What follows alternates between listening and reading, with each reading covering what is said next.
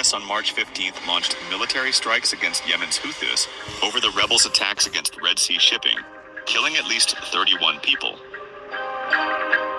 With President Donald Trump warning, hell will rain down upon you if the Houthis do not abandon their campaign. Trump said he had ordered decisive and powerful military action to end the threat posed to shipping. Today, I have ordered the United States military to launch decisive and powerful military action against the Houthi terrorists in Yemen. They have waged an unrelenting campaign of piracy, violence, and terrorism against American and other ships, aircraft, and drones. The Houthi attack on American vessels will not be tolerated. We will use overwhelming lethal force until we have achieved our objective. The Houthis have choked off shipping in one of the most important waterways of the world, grinding vast swaths of global commerce to a halt and attacking the core principle of freedom of navigation upon which international trade and commerce depends. Anis al-Asbahi, spokesperson for the Houthi-run health ministry, said in an updated toll on March 16th that at least 31 were killed and 101 others injured in the U.S. strikes, mostly women and children. At least 13 civilians were killed and 9 injured in U.S. strikes on Yemen's capital, Sana'a. At least 11 others, including 4 children and 1 woman, were killed, and 14 were injured in a U.S. strike on the northern province of Sada. Residents in Sana'a said the strikes hit a building in a stronghold of the militant group. A resident said that the explosions were violent and shook the neighborhood like an earthquake. Meanwhile, the Yemeni Security Media Center said that civil defense teams continue their rescue operations in the area affected by the strikes. U.S. military sources revealed that U.S. warplanes took off from the aircraft carrier USS Harry Truman in the Red Sea to launch raids on the Yemeni sites. Al Masirah TV reported early on March 16th that another strike on a power station in the town of Dahyan in Sada led to a power cut. Dahyan is where Abdul Malik al-Houthi, the enigmatic leader of the Houthis, often meets his visitors.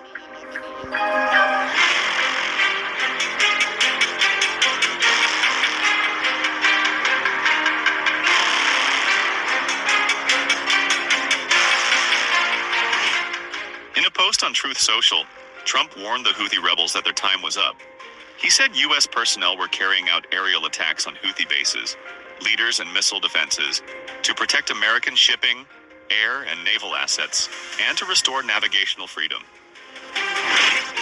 Our brave warfighters are right now carrying out aerial attacks on the terrorist bases, leaders and missile defenses to protect American shipping, air and naval assets, and to restore navigational freedom.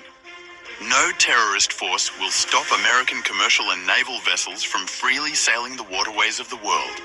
To all Houthi terrorists, your time is up and your attacks must stop starting today. If they don't, hell will rain down upon you like nothing you have ever seen before. Trump also warned Iran, the Houthi rebels' main backer, that it needed to immediately halt support for the group. He said if Iran threatened the United States, America will hold you fully accountable and we won't be nice about it. To Iran, support for the Houthi terrorists must end immediately.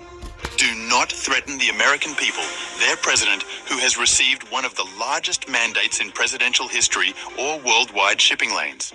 If you do, beware, because America will hold you fully accountable and we won't be nice about it. The unfolding strikes, which one U.S. official told Reuters might continue for weeks, represent the biggest U.S. military operation in the Middle East since Trump took office in January. It came as the United States ramps up sanctions pressure on Tehran while trying to bring it to the negotiating table over its nuclear program. The U.S. redesignated the Houthis as a foreign terrorist organization, as per an order announced by President Donald Trump shortly after he took office on January 20th.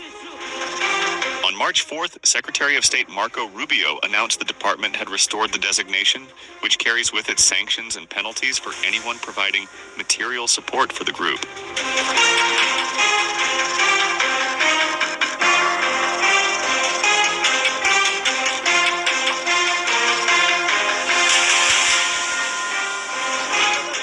The Houthis Rebels Political Bureau has described the U.S. attacks as a war crime.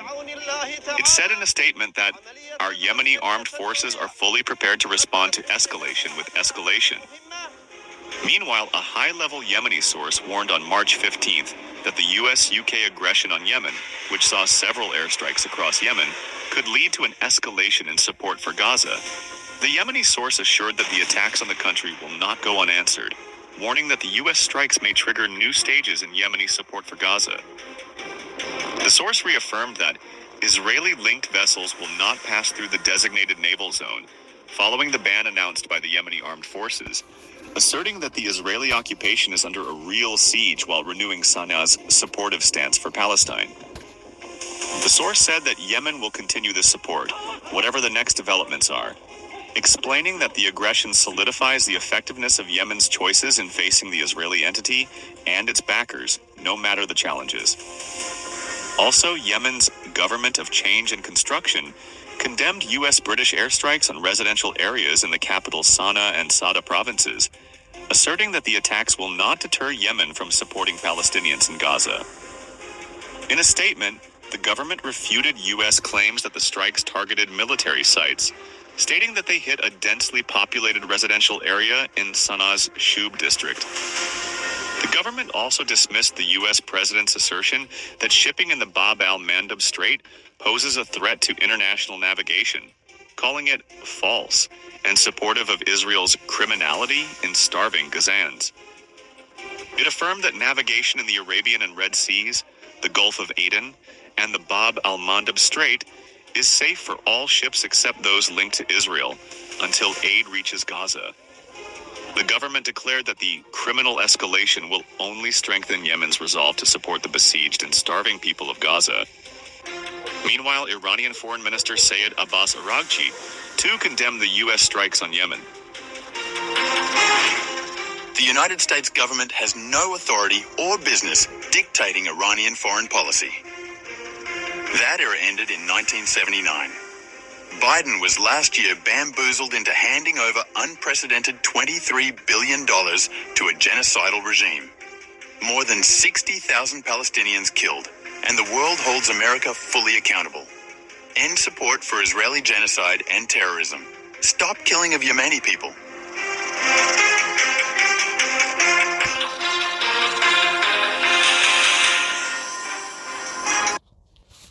Okay, let's go get even more proof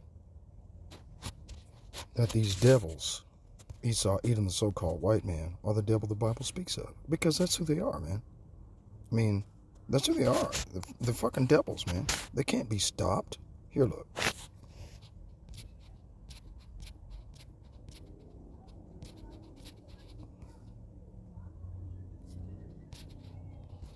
Okay, let's go to Habakkuk. Okay, right? What was it? It was Zechariah 14, right? Let's go to let's do Zephaniah 1 on these faggots, right?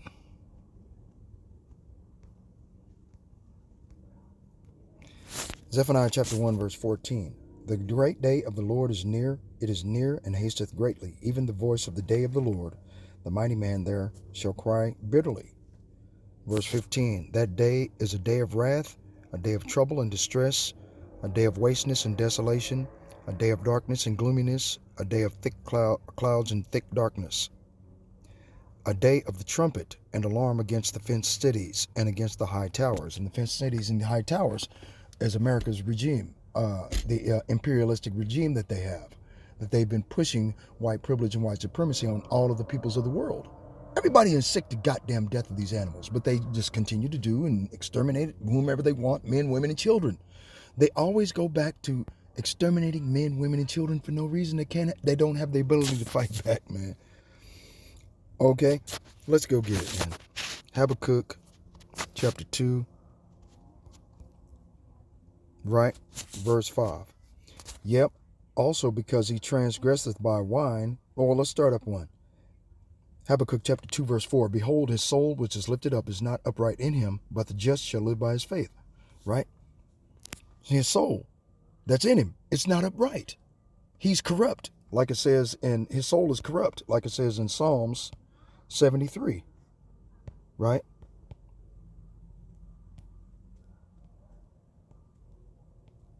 Salakia. Here it is. Hold on.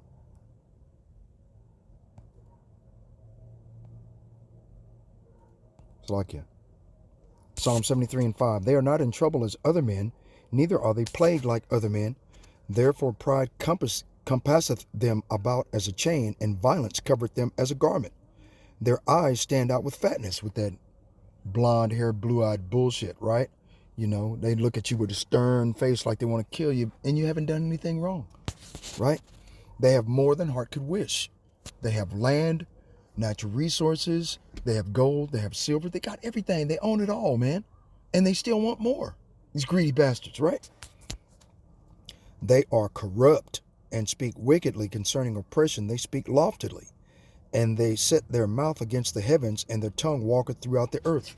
Now, you just saw an example of Donald Trump's tongue walking throughout the earth.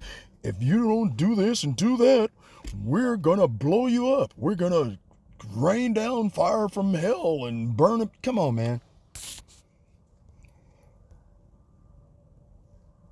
Psalms 73 and 11. And they say, how doth the Most High know? And is there knowledge in the Most High?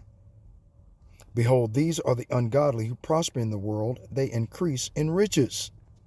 See, that's who they are, man. They're the devil the Bible speaks of. And then when, it doesn't, like I said before, Habakkuk 2 and 4, behold, his soul which is lifted up is not upright in him, but the just shall live by his faith. What is faith? The substance of things hoped for and the evidence of things not seen. Those people over there are calling upon the name of a false god. If they called upon the name of Yahweh Ba'ashem Yahweh Shai, he would surely come and rid them of the land. That land would no longer be theirs, nor will it be their enemies that fight against them. Okay? Verse 5. Yea, also because he transgresseth by wine, he is a proud man, neither keepeth at home. Right? Now, you just heard the Israeli prime minister complaining about these devils. They don't have the ability to dictate foreign policy of the Iranian people. Right? Since 1979. Okay? And they're saying that Babylon the Great are the terrorists. Right? They're saying that they are the terrorists. Okay? Because of the simple fact that, Joe Biden gave them $23 million or $1 billion to help the Houthis, Hamas, ISIS, and all the rest of these so-called terrorist groups. Terrorist or terrorist groups, right? Let's just do it like that. Okay? So America finances these motherfuckers.